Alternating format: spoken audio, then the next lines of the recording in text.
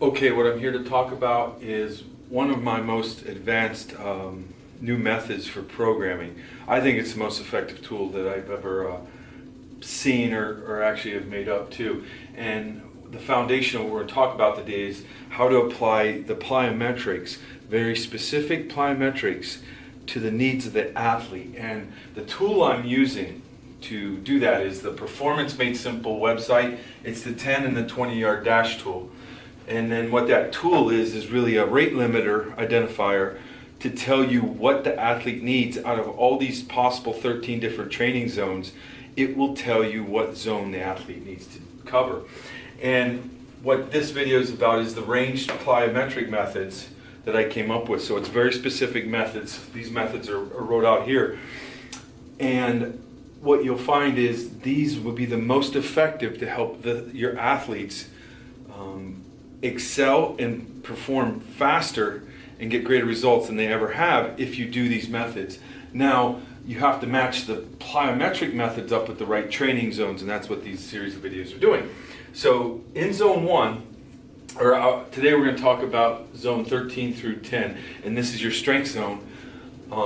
So you'll run your 10 and 20, you'll get identified as you have to work in zones 10 through 13, and then if I said a different number before. Now, what I'm here to talk about is these specific methods. So if you get identified in zone 13 through 10, what you have to do is and I'm not going to go over it, but the deep plyometric method and the mid-range plyometric method. There's the high-range plyometric method. That's not for zones 13 through 10, okay? So obviously in the deeper position is the most important.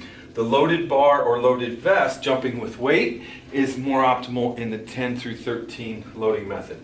I think pause could be your most important aspect. So the pause, so basically when you jump, have an effective pause at the bottom to take the stretch reflex out of the exercise, and then jump again. It'll actually work starting strength, and that's very important when you've been identified into doing your exercises in those zones.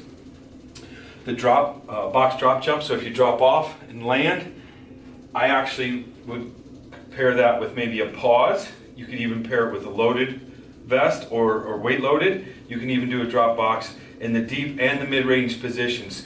Any combination of these will work when you've been identified in the 13 through 10. And I'm not telling you everything about this. Those are in previous videos that I've done. Now ASFM, I think the AFSM is effective.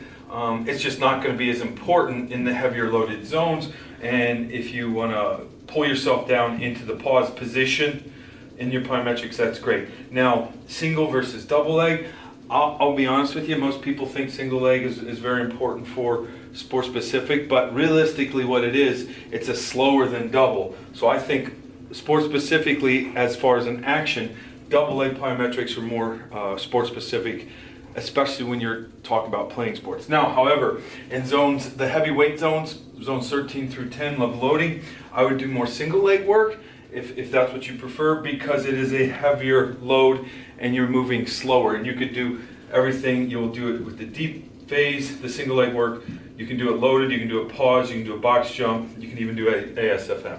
Now, I gave you a foundational of concepts here. I'm not giving you programs, I'm just giving you the methods in those zones of work. Now the French contrast can be applied to all of these, because as you know, you lift your heavy weights, you'll do a loaded jump out of the French contrast, higher repetitions like 4 to 5 per each contrast set.